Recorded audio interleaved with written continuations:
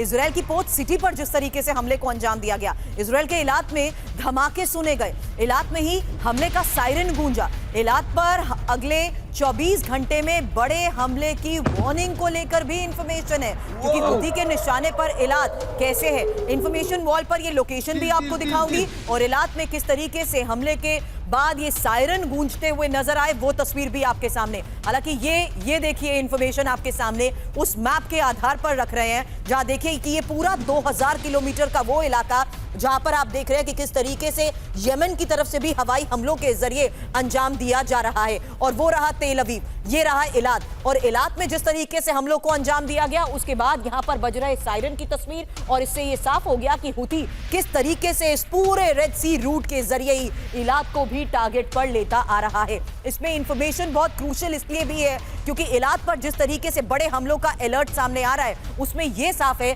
कि ड्रोन और missile attack का ये अलर्ट है, और इलाक में ही डिफेंस सिस्टम भी एक्टिव बताए जा रहे हैं। और रेड सी का ये जो पूरा रूट, जिसके बारे में थोड़ी देर पहले श्रीवास्तव सर भी बता रहे थे कि ज्यादातर एयर हमलों के जरिए ही, एयर स्ट्राइक्स के जरिए ही हमलों को अंजाम दिया जाएगा। रेड सी का ये पूरा रूट और इसी रास्ते से हमले की आशंका के तहत साफ हो चुका है कि अब ड्रोन और मिसाइल अटैक का ही ये अलर्ट है। हालांकि एक और बड़ी खबर आपको बता दूं, क्योंकि अब यमन पर हमले की कीमत इजराइल चुकाएगा, ये दावा किया जा रहा है, और इजराइल के ऑयल डिपो को हुती करेगा तबाह। अब हुती लीडर मोहम्मद अल बुखैती की ये वार्निंग आखिर है क्या? कह रहे हैं कि इजराइल पर और आक्रामक हमलों को दिया जाएगा अंजाम।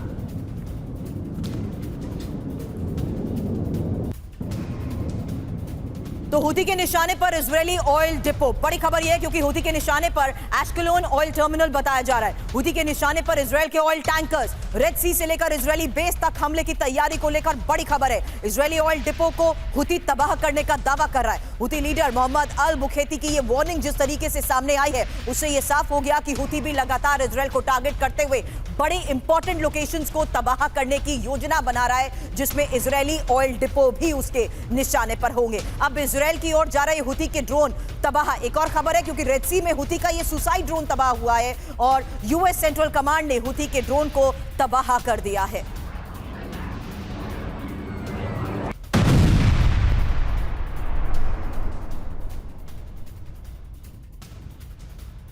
रेड सी में ही मौजूद अमेरिकी शिप पर हुती के हमले को लेकर खबर आई है। रेड सी में अमेरिकी शिप पर बैलिस्टिक मिसाइल से अटैक हुआ है। अमेरिकी शिप मुंबा पर अटैक का हुती ने दावा किया है। नेवल ड्रोन मिसाइल फोर्स का संयुक्त हमला किया गया है और अमेरिकी शिप पर डायरेक्ट अटैक को दिया गया है हुती की तरफ से अंजाम।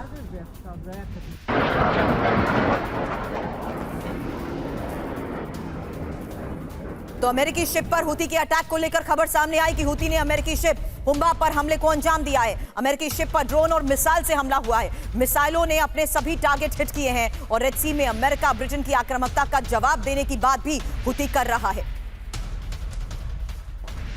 श्रीवास्तव सर, ये सवाल मैंने इसलिए किया था कि इसके रेपरकशंस क्या हो सकते हैं आंचल सर से, क्योंकि रेड सी बहुत इंपॉर्टेंट है सर, और रेड सी में ही अमेरिका और ब्रिटेन की आक्रामकता का जवाब देने की अब हुती भी धमकी दे रहा है। सुरभि, देखिए, रेड सी की इंपॉर्टेंस तो इससे ही पता है कि मेडिटेरेनियन में अमेरिकन युद्धपोत पड़ा हुआ है और उसको पूरा एरियल कवर वहां से मिल रहा है। ये कमर्शियली भी बड़ा बिजी इलाका है और उसके नहीं होने से, अवेलेबल नहीं होने से बहुत तरह की परेशानियां ट्रेड में भी आ रही हैं।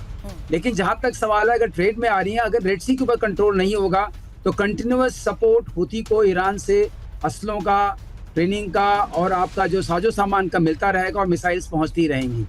ये बात जरूर मैं आपसे कहना चाहूंगा, आपके दर्शकों से, कि जहां तक सवाल है कि जब इजराइल ने हुती पर अटैक किया, यमन पर अटैक किया, तो उनको पूरा पता था कि इसमें जरूर इस वक्त घात प्रतिघात होगा।